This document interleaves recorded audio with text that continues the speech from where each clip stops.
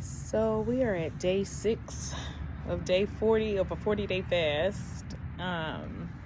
Trying my very best to be obedient and being consistent with chronicling this fast via video. Yesterday, I just did not have the energy to do a video. This first week in itself has been, let me just say, Yahweh started me off early in this fast.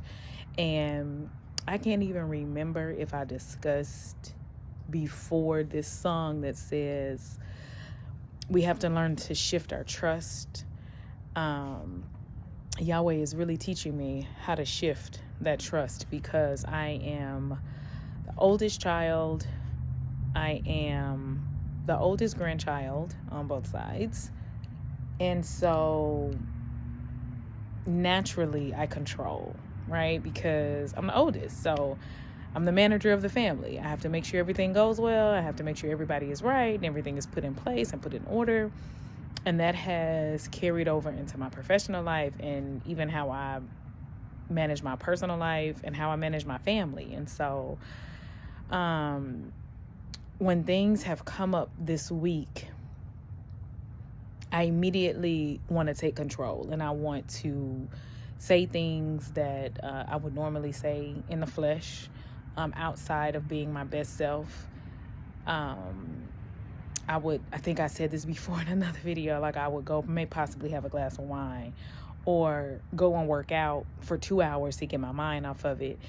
And it has just been the opposite for the week. I've allowed myself to sit in the feelings and the emotions that I'm feeling, processing them, and really just having some candid conversations with myself, with Yahweh, putting out as much positivity in the universe as I possibly can, because I do understand that I have a lot of power, and a lot of that power is in my tongue.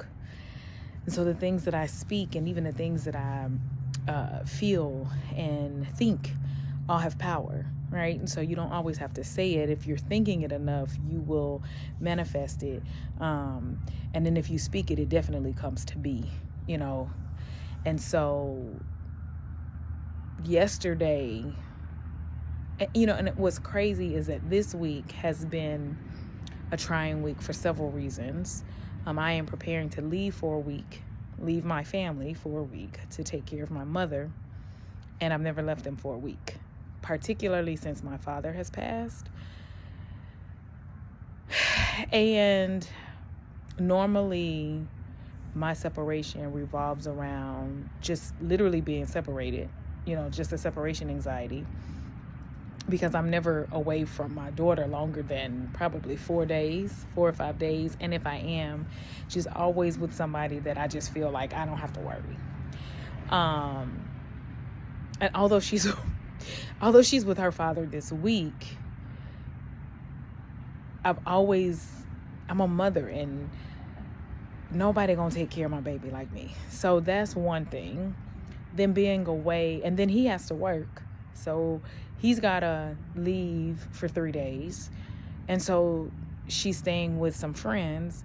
So it's just a lot of factors in me leaving. And then normally, going home is a joyful thing. And it just has not been a joyful thing since my father passed 2022. So yeah, last year in September. And so although I'm happy to be an aid to my mother, it still brings about some anxiety. And then just the things that I'll have to take care of while I'm there, because I know things are going to come up while I'm at home, because that's just what it is. And then it's just the holiday season. But this week, it has been extra trying, because normally my difficulties, and just being in all transparency, is just difficulties more so lately in my marriage, just with like communication and understanding and really listening and Those are the types of things. That's where I'm attacked the most. That's when the breakthrough is coming, it's going to be one or two things that I'm attacked in. And that's going to be in my finances or in my marriage. And my finances are stable. They're amazing. Okay, but this first week had nothing to do with my marriage at all. Like, nothing at all. Everything to do with my child. And that's been tough because we've always had a very solid relationship. And it's just some of the choices that she's making that has been really hard to deal with. And although, granted, she's still a virgin. She's 14. She's still a virgin. She's not on drugs. She's not cursing me out. You know what I'm saying? I'm not fighting. She's not sneaking out. It's just decisions that she's making that I know will alter her experiences in life if she continues to make these type of decisions. And a lot of the decisions that she's making, she's made these mistakes before, and she's repeating them. And so as a mother, it is really hard to provide your child with the resources and the tools that they need, and they don't use them. They don't tap into them. They don't listen. And granted, I get all the time, people are like, oh, that's a teenage thing. Well, it's a teenage thing if you don't have the resources or the tools or a mother who listens. I didn't have that. I didn't have the parents that sat down to have very candid, vulnerable, transparent, honest conversations with me. And I have tried to give that to her. And I have given that to her. And I've given her the space to feel safe. And yet my husband and I have raised her in ways that we were never raised, like having conversations, and yet it's null and void. And at this point, just feeling unappreciated, feeling underappreciated, not just by my child, but by everybody in life. Because it's granted, Coco's going to take care of it. Andrea's going to take care of it. She's always going to be there. And so just having to lean into Yahweh to say, I've done what I can, and now I don't even know what else to say. And so now I'm just going to keep praying. And sometimes the prayers don't even come out right because I don't know what to even say in my prayers. So I say, Yahweh, you know my heart. You know the desires of my heart for myself. You know the desires of my heart for my family. And so I'm just having to put that full trust in you and just lose that control and flow like water and just be really sensitive to the messages. And really sensitive to what I feel so that I'm able to process that and not go into the habitual ways that I normally would cope.